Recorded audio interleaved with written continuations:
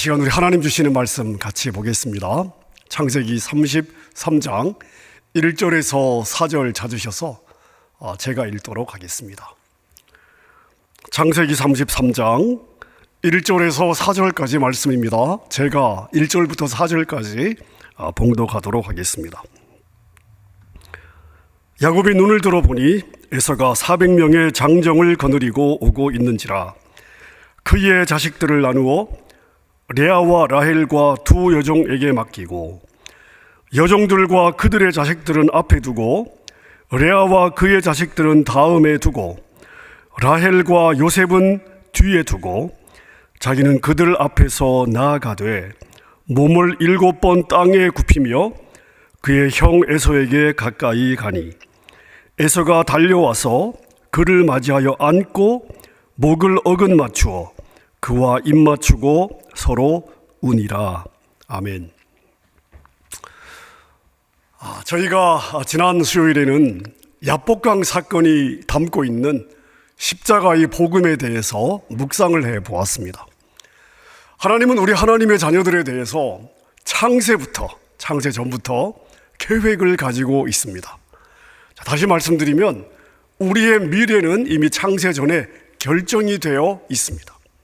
영광스러운 하나님의 자녀로 만들려시는 우리 하나님의 계획이 만세전에 이미 결정이 되어 있습니다. 그런데 우리는 지금 현재라는 시간 속에서 옛사람의 옷을 입고 살고 있습니다. 우리의 옛사람, 우리가 입고 있는 이 옛사람은 변화되는 것을 좋아하지 않습니다. 그런데 하나님은 우리를 포기하지 않으시죠. 예정된 미래의 우리의 모습으로 하나님은 반드시 우리를 만들어 가십니다. 그래서 우리 안에는 나를 변화시키려는 하나님의 손길과 변화되기를 거부하는 나의 본성 사이에 치열한 전쟁, 치열한 씨름, 치열한 갈등이 있게 됩니다. 하지만 누가 이기겠습니까? 우리가 하나님을 이길 수 있겠습니까? 이길 수 없습니다. 반드시 하나님이 승리하십니다. 야곱의 삶 전체가 바로 이 씨름과 갈등의 여정이고요. 야복강 사건은 이 씨름에서 하나님이 승리하시고 야곱이 꺾이는 클라이맥스라 할 수 있습니다. 그럼 우리는 이 야복강 사건을 통해서 무엇을 보아야 할까요? 야곱은 하나님의 복을 받을 수밖에 없는 그런 운명을 가지고 태어났습니다. 하지만 야곱의 삶을 보면 하나님의 복을 기다리지 않습니다. 오히려 자신의 힘과 노력으로 그 복을 쟁취하려고 발버둥을 치면서 살고 있습니다. 그리고 야곱의 삶을 보면 모든 초점이 어디에 맞춰져 있느냐? 자신의 가족, 자신의 재산. 이런 것들이 야곱이 추구했던 모든 행복의 종착지였습니다. 목적이었고 목표였습니다.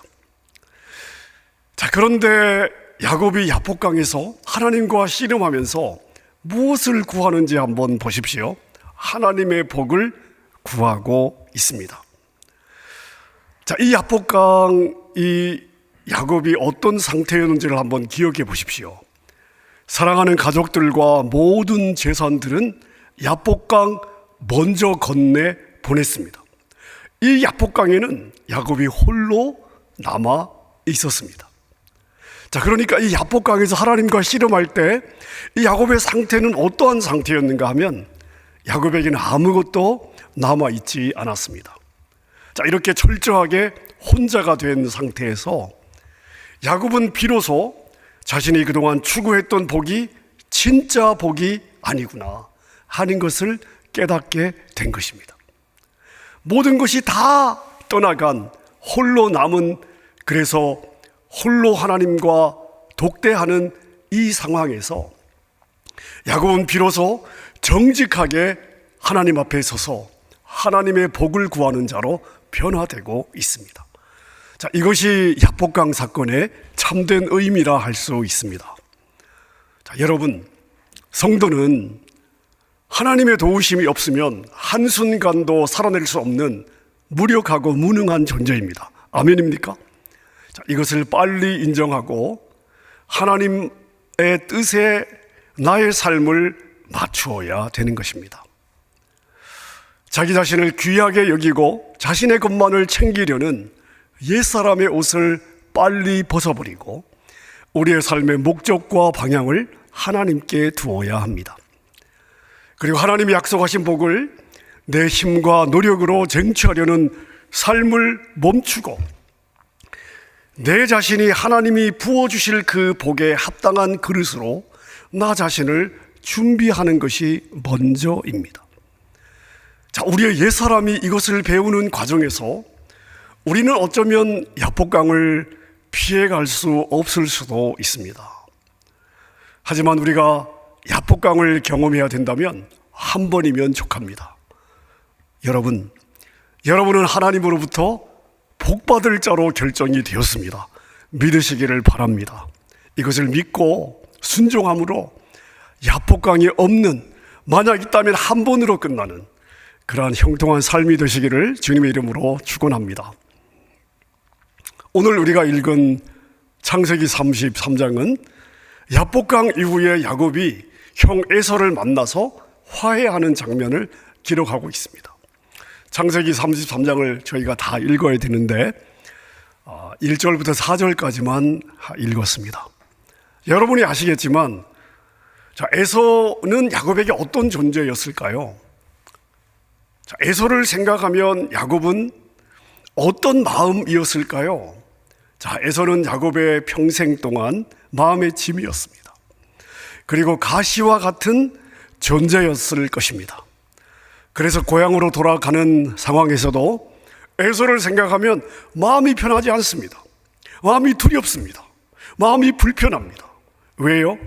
형 에서가 자기를 죽이려고 칼을 갈고 있었기 때문입니다.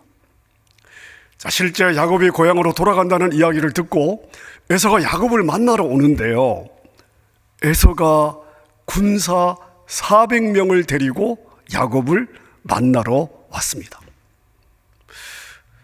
그런데 야곱을 만난 에서가 야곱을 만나자마자 어떤 반응을 보이고 있습니까? 오늘 본문 창세기 33장 4절을 제가 한번 읽어보겠습니다.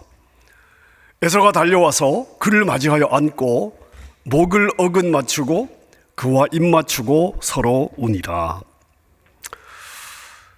동생을 만나는데 군사 400명을 데리고 왔다. 환영하기 위해서 왔겠습니까? 아니었을 것입니다. 군사 400명을 거느리고 왔을 때는요, 이제야 내가 복수를 할 수 있는, 나의 복을 도적질해간 내 동생을 내가 진짜 참았던 복수를 할 수 있는 기회구나 하는 생각을 가졌을 것입니다. 그래서 군사 400명을 데리고 왔을 것입니다. 그런데요, 무슨 일이 벌어지고 있습니까? 에서가 야곱을 만났는데 달려와서 진하게 허그를 하고요, 서로 뽀뽀를 하고 그리고 울었다고 기록하고 있습니다. 여러분, 도대체 동생을 죽이려고 복수하려고 400명을 데리고 왔던 에서에게 도대체 무슨 일이 있었을까요? 야곱이 준 선물에 마음이 활짝 열려서 마음이 변했을까요? 그럴 리가 없습니다. 에서가 군사를 400명이나 데리고 왔다. 이게 뭘 보여줄까요? 여러분, 군사 400명을 거느릴 만큼 부를 쌓았다는 것입니다. 그러니까 이 에서는요, 야곱이 쌓은 부와 비교가 되지 않는 부를 이미 쌓았던 것입니다. 그러니 야곱이 보낸 가축 몇 마리 이런 거 받고 에서가 마음이 녹았다는 것은 설득이 되지 않습니다. 그러면 무슨 일이 있었길래 에서의 마음이 이렇게 녹았을까요? 에서의 마음이 열린 이유는요, 하나밖에 없습니다. 야곱이 자기를 내려놓고 이스라엘이 된 것입니다. 야곱이 이스라엘이 되자마자 야곱의 평생의 가시였던 에서의 문제가 그냥 풀려버렸습니다. 여러분, 우리가 이 상황을 영적으로 잘 해석을 해야 되는데요, 우리가 지금 일어나고 있는 이 상황을 영적인 안목으로 우리가 보게 되면 사실 에서는 어떤 사람이냐 하면 야곱이라는 사람을 훈련하기 위해서 하나님이 세워놓은 엑스트라입니다. 야곱을 하나님의 사람으로 만들기 위해서 하나님이 세워놓은 엑스트라. 야곱에게는 평생 가시였지만 하나님의 입장에서는 야곱을 하나님이 의도하신 미래의 그 영광스러운 모습으로 만들기 위해서 하나님이 심어놓은 엑스트라였던 것입니다. 자, 그래서 야곱이 야곱으로 살 때는 계속 야곱에게 가시가 될 수밖에 없습니다. 왜? 하나님이 그 이유로 엑스트라로 심어 놓으셨기 때문에. 자, 그런데 야곱이 이스라엘이 되고 나면 더 이상 가시가 필요가 없는 거죠. 자, 다시 말씀드리면 야곱의 삶에서 에서가 해야 했던 역할이 끝났습니다. 자, 에서는 이 역할이 끝나자마자 성경의 역사에서 조용히 사라지고 있습니다. 이 이후에 에서는 이삭의 장례식에 한번 이름이 등장하는 것 이외에는 성경에서 사라지고 있습니다. 자, 여러분, 우리가 이것을 우리의 삶에 한번 적용해 보십시다. 자, 우리는 어려움이 닥쳐오면 그 문제를 해결하는데 몰두하지 않습니까? 어떻게 해서든지 내가 만난 이 문제를 해결하고 이 문제로부터 탈출하려고 시도합니다. 하지만 여러분, 우리가 만나는 모든 문제는 나를 이스라엘로 변화시키려는 엑스트라로 볼 수 있어야 합니다. 자, 그래서 우리가 어떤 문제나 시험을 만났을 때, 자, 어려운 상황에 빠졌을 때 내가 이 문제를 어떻게 해결할 것이냐, 이것을 생각하기 전에 하나님은 지금 이 문제로 나에게 무엇을 말씀하시고자 하시는가? 하나님은 이 문제로 나의 어떤 부분을 만지시고 계신가? 하나님은 지금 이 문제로 나에게 무엇을 가르치려고 하시는가? 이걸 먼저 고민할 수 있어야 하는 것입니다. 자, 그래서 여러분이 하나님 앞에서 그 문제의 해답을 찾기만 하면, 하나님 앞에서 그 문제의 해답을 찾으면 여러분을 그렇게 힘들게 했던 그 문제가 여러분을 품에 안고 입을 맞추는 날이 오게 될 것입니다. 자, 야곱의 삶에서 가장 큰 가시였던 에서의 문제가 잘 해결이 되었습니다. 야곱이 이스라엘로 변화되면서 에서의 문제는 자연스럽게 소멸이 되었습니다. 자, 그럼 이스라엘로 변화된 야곱은 과연 이스라엘답게 살았을까요? 야복강 이후에 야곱은 어떤 삶을 살았을까요? 자, 야복강 이후에 야곱의 삶을 보면 안타깝게도 변화된 이스라엘답게 살지 못하고 있음을 볼 수 있습니다. 에서라는 가시가 사라지자마자 야곱은 즉시 야복강 이전의 삶으로 돌아갑니다. 무거운 짐이 해결되자마자 또다시 자기의 계획과 목표대로 자기 마음대로 살아가고 있습니다. 하나님이 야곱을 외삼촌 집에서 부르실 때는 야곱에게 베델로 올라가서 제단을 쌓으라고 하셨습니다. 자, 창세기 31장 13절 말씀 제가 한번 읽어보겠습니다. 나는 베델의 하나님이라. 내가 거기서 기둥에 기름을 붓고 거기서 내게 서원하였으니 지금 일어나 이곳을 떠나서 너희의 출생지로 돌아가라 하셨느니라. 하나님은 분명히 외삼촌 집에 있던 야곱에게 나타나서 베델로 올라가라 말씀하셨습니다. 자, 그런데 형 에서 화해하고 가시 같았던 형 문제가 해결되자마자 야곱이 어디에 정착을 합니까? 숫곳이라고 하는 곳에 정착합니다. 자, 그런데 잠시 멈춘 것이 아닙니다. 자, 창세기 33장 16절 17절을 제가 한번 읽어보겠습니다. 이날에 에서는 세일로 돌아가고 야곱은 숫곳에 이르러, 잘 보세요, 뭐 했어요? 자기를 위하여 집을 짓고 자기의 가축을 위하여 우리간을 지었으므로 그 땅 이름을 숫곳이라 하였더라. 어떻게 했어요? 집을 지었답니다. 가족을 위해서, 가축을 위해서는 우리간을 지었답니다. 눌러 살기로 작정한 것입니다. 자, 야곱은 이곳에서 몇 년의 시간을 지난 후에 다시 이동을 하게 되는데요. 베델로 갔을까요? 아닙니다.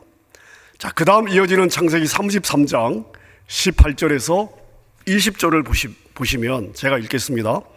야곱이 밧단 아람에서부터 평안히 가나안 땅 세겜 성읍에 이르러 그 성읍 앞에 장막을 치고 그가 장막을 친 밭을 세겜의 아버지 하몰들의 아들들의 손에서 백시타에 샀으며 19절 보세요. 자기가 장막을 친 밭을 구입하였습니다. 20절 보십시오. 거기에 제단을 쌓고 그 이름을 엘엘 로헤 이스라엘이라 불렀더라. 자, 숫곳을 떠났습니다. 베델로 가야 되는 거예요. 근데 베델로 가지 않습니다. 베델로 가지 않고 어디로 갔습니까?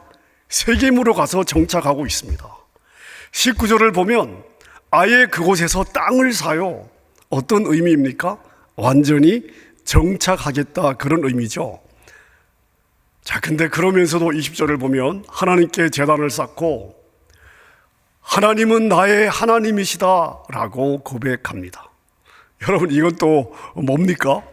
온전한 순종은 드리지 않으면서도 어떻게 하겠다는 거예요? 하나님께 적당히 붙어는 있겠다. 자, 이런 마음이죠. 자, 여러분, 이제 하나님도 참을 만큼 참으셨습니다. 이제 하나님께서 야곱의 삶에 개입하기 시작하십니다. 그래서 야곱을 베델로 밀어 올리십니다. 그 사건이 바로 창세기 34장에 기록된 야곱의 딸 디나의 강간 사건입니다. 자, 34장 1절 2절을 제가 읽어보겠습니다. 레아가 야곱에게 낳은 딸 디나가 그 땅의 딸들을 보러 나갔더니 히위 족속 하몰의 아들 그 땅의 추장 세겜이 그를 보고 끌어들여 강간하여 욕되게 하고. 여러분, 야곱이 딸 디나를 낳고 외삼촌 집을 떠났을 때 디나가 몇 살이었느냐? 7살이었습니다.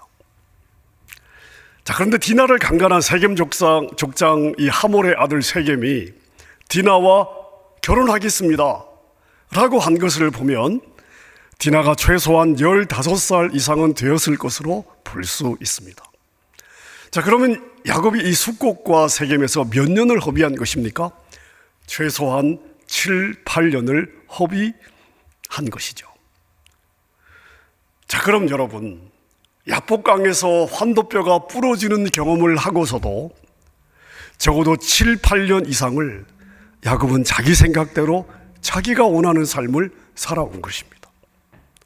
자, 그래서 그 결과가 무엇입니까? 순종하지 않고 자기의 생각대로 자기가 원하는 삶을 살았던 결과가 무엇입니까? 하나밖에 없는 딸은 이방 남자에게 수치를 당했습니다.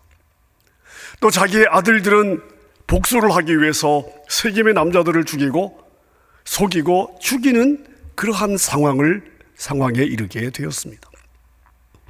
결국은 야곱의 꺾이지 않았던 자아가 순종하지 않고 자기의 마음대로 자기가 원하는 삶을 살고자 했던 이 야곱의 자아가 결국 딸의 순결을 내어주고 아들들을 살인자로 내몰았던 것입니다. 자, 이런 상황이 되자 하나님은 즉시 야곱에게 개입하시고 야곱에게 말씀하십니다. 창세기 35장 1절 말씀 제가 읽겠습니다. 하나님이 야곱에게 이르시되 일어나 베델로 올라가서 거기 거주하며 내가 너희 형 에서의 낯을 피하여 도망하던 때에 너에게 나타났던 하나님께 거기서 제단을 쌓으라 하신지라. 자, 여러분, 여기에서 우리가 무엇을 볼 수 있습니까? 세겜은 베델과 멀리 떨어진 곳이 아니에요. 자, 그런데 하나님은 기어코 야곱을 베델로 올리십니다. 여기서 우리가 무엇을 볼 수 있겠습니까? 세겜이 아무리 베델과 가까운 위치에 있다 할지라도 하나님은 세겜에 머물며 세겜에서 단을 쌓는 것을 원하지 않으십니다. 그건 하나님이 원하는 것이 아닙니다. 야곱은 어디에 서야 되냐 하면 아무리 베델과 가까워도 베델이 아닌 곳에 서면 안 되는 것입니다. 반드시 하나님이 원하시는 곳에 하나님이 원하시는 모습으로 서야 합니다. 하나님은 비슷한 모습도 용납해 주지 않으십니다. 하나님은 당신의 목표와 계획을 한치도 양보하지 않습니다. 여러분, 오늘날 우리도 이러한 야곱과 비슷한 신앙생활을 하고 있지는 않습니까? 하나님의 말씀대로가 아니라 내 생각을 따라 적당히 타협합니다. 하나님, 제가 하나님을 떠나는 것도 아니고 그냥 비슷하게 살아드릴 테니까 하나님 그냥 이 선에서 넘어갑시다, 이런 거죠. 여러분, 이거 안 됩니다. 이거 위험한 거예요. 여러분, 이거 위험한 것입니다. 하나님은 비슷하다고 해서 적당히 넘어가 주지 않습니다. 여러분, 우리는 하나님을 절대 속일 수 없습니다. 하나님은 절대 그냥 대충 넘어가시는 법이 없습니다. 오늘 이 말씀을 묵상하면서 제 안에 이런 생각이 들어왔습니다. 우리는 지난 2년간 코로나 팬데믹으로 인해서 모여서 예배 드리기가 어려웠습니다. 우리가 건강, 우리의 안전, 생명을 우리가 생각할 수밖에 없었습니다. 하지만 예배를 포기할 수 없었기 때문에 영상으로라도 우리는 예배를 드려야 했습니다. 자, 근데 그렇게 영상 예배를 드리다 보니까 이제 영상 예배가 익숙해졌습니다. 그래서 대면 예배를 나오지 않습니다. 물론 우리 중에는 건강의 문제 때문에 또는 다른 불가피한 상황 때문에 대면 예배를 드리기 어려운 분들이 있습니다. 자, 그렇다면 당연히 영상으로라도 예배를 드려야 합니다. 하지만 대부분의 성도들은 그런 불가피한 상황 때문에 대면 예배를 안 나오는 것은 아닌 것 같습니다.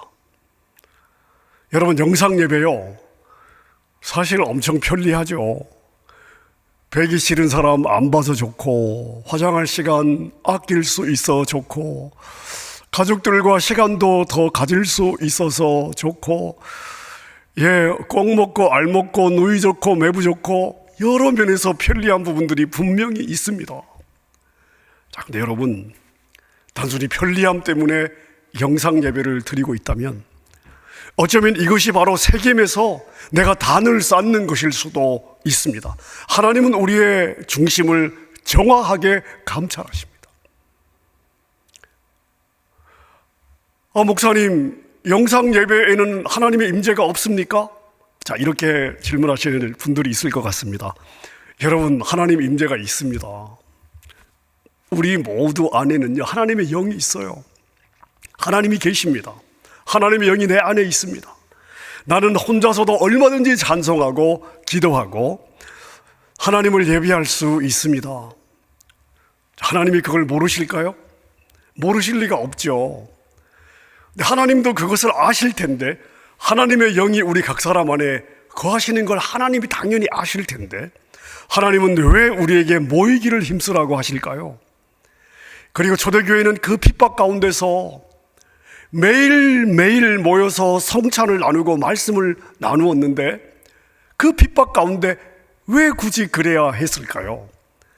왜 성령님은 오순절에 강림하셔서 첫 번째로 교회라고 하는 공동체를 만들어 놓으셨을까요? 여러분, 우리가 근본적으로 이러한 질문들을 던질 수 있어야 됩니다. 여러분, 우리가 미래에 가게 될 천국은요, 우리가 혼자 사는 것이 아니에요. 내가 혼자 하나님을 만나는 것이 아닙니다. 우리가 미래에 가게 될 우리의 본향에서는 하나님의 백성들이 함께 모여서 주님의 보좌 앞에서 하나님을 영원히 찬양하게 될 것입니다. 모든 하나님의 백성들이 함께 어린 양 보좌 앞에 모여서 하나님을 찬양하게 될 것입니다. 자, 그러면 이 지상에 세워진 교회는 도대체 무엇입니까? 여러분, 주님이 이 지상에 세우신 주님의 공동체 교회는요, 바로 우리가 가게 될 그 천국을 상징하는 하늘의 모형인 것입니다. 하나님은 이 지상에 하늘의 모형이 되는 교회 공동체를 이 땅에 세우셔서 우리가 영원히 거하게 될 그 천국의 공동체, 그 천국 공동체를 미리 맛보게 하시는 것입니다. 그래서 주님은 두세 사람이 내 이름으로 모인 곳에 내가 반드시 그곳에 함께 있겠다라고 약속하셨습니다. 여러분, 그게 뭡니까? 바로 공예배인 거예요. 그래서 교회의 예배에는 알 수 없는 힘이 있습니다. 하나님이 그곳에 강력하게 임재하기 때문에 그렇습니다. 여러분, 이런 경험 없으십니까? 때때로 세상에 짐이 너무 무거워요. 마음이 힘들어요. 몸도 힘들어요. 근데 예배니까 억지로 안 드릴 수가 없어서 억지로 예배 현장에 나왔습니다. 자, 그런데 그 예배 현장에 내가 비록 억지로 나와 앉아 있었지만 내 몸이 그 예배 현장에 있은 이유 하나만으로 그 예배를 통해 하나님이 억눌렸던 한 주간의 마음을 풀어주시고 새 힘을 주십니다. 여러분, 이런 경험 해보신 적 없으십니까? 저는 매주 하고 있습니다. 다시 말씀드리면 세상의 어떤 모임에서도 느낄 수 없는 힘이 공예배 현장에 있습니다. 공예배 가운데 흐르고 있습니다. 하나님의 임재가 있습니다. 자, 여러분 기억하십시오. 교회는 하나님 나라의 축소판입니다. 거기에는 천군 천사의 찬양이 있습니다. 하나님의 말씀이 있고 성도의 기도가 있고 성도의 헌신이 있고 그리고 하나님의 백성 간에 살아있는 교제가 있습니다. 그리고 그것을 받으시는 하나님의 기쁨이 그곳에 있고 그리고 하나님의 기쁨은 함께 예배 드리는 성도들의 마음을 다시 기쁨으로 회복시키는 그러한 능력으로 돌아오게 되는 것입니다. 그리고 마지막으로 축도가 있지 않습니까? 한 주간을 시작하는 자기 백성들을 향한 하나님의 축복의 선포가 있습니다. 자, 그래서 우리는 반드시 내가 편리한 곳이 아니라 하나님이 원하시는 곳에 내 몸이 있어야 되는 거예요. 성령님 이 땅에 오셔서 세우신 예수 그리스도의 몸된 교회, 이 지상의 공동체에 속해서 지체들과 함께 예배하는 일에 우리의 삶에 우선권을 두어야 되고 목숨을 걸어야 되는 것입니다. 하나님이 그 마음을 기뻐하시는 거예요.